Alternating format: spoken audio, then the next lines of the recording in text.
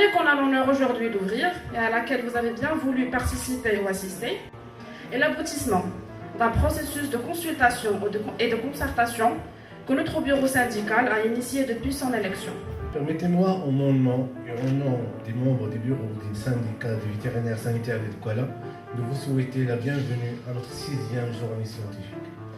Il est de tradition que les sujets abordés lors de ces journées soient d'un intérêt purement scientifique et d'actualité. Cependant, nous avons choisi délibérément de déroger à cette tradition au vu des défis actuels et futurs auxquels sera confrontée notre profession. Et ceci en élargissant les sujets abordés lors de cette édition au volet juridique et technique. Chers consoeurs et confrères, aimable assistance et invités.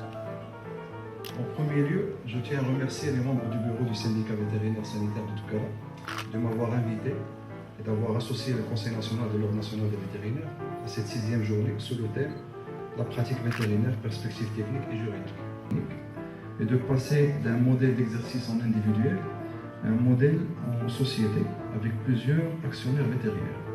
Parce que c'est vétérinaire assistant. Un vétérinaire assistant peut exercer cette... parce qu'il est indépendant, il est inscrit en ordre, ce n'est pas un salarié. Il peut exercer cette profession. Néanmoins, un salarié, non. Un salarié, c'est un peu compliqué. Alors, donc l'intérêt de cette partie déjà de vous parler des sociétés commerciales, c'est quoi l'intérêt tout en sachant que le vétérinaire, en général, ça fait partie de profession libérale.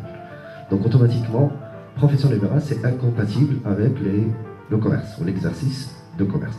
Sauf que, on a vu par rapport les médecins en général, la possibilité de créer des cliniques sous forme de sociétés commerciales. Qu'est-ce qui a fait que les avocats ont décidé d'avoir une loi pour la société civile professionnelle?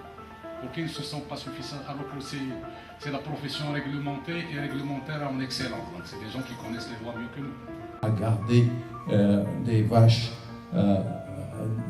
à un âge très avancé, ce qui n'est pas dans les normes de ce qu'on fait normalement dans les grands élevages laitiers. Ajouter à cela, c'est la décision d'avoir une disponibilité de génisses basée sur un intervalle d'entrevelage que l'on veut avoir. C'est-à-dire que si on veut maintenir... Que nous menons depuis quelques années avec le professeur Deda et puis la collaboration effective et très efficace de notre ami le Dr Echet sur justement cette période de péripartum. Alors, pour introduire ce sujet, je voudrais que vous sachiez, et que vous le savez d'ailleurs, que l'amélioration des performances de reproduction constitue un objectif majeur de rentabilité. On ne peut pas... Et j'espère que les travaux de cette journée sortiront avec des recommandations qui constitueront une ébauche aux plateformes de travail pour initier le débat sur la forme d'exercice. Nous avons pris depuis 5 mois l'initiative d'épauler le Conseil national de l'Ordre des vétérinaires dans son effort pour mettre à niveau la profession. Le choix des thèmes scientifiques de la 6e édition a été dicté par la conjoncture actuelle et par la vocation principalement bovine de la région de Douala. Nous espérons par cette démarche et par la qualité des conférenciers nous inscrire dans la continuité des cycles d'excellence et de l'avant-gardisme auquel le syndicat des vétérinaires de Douala n'est pas étranger.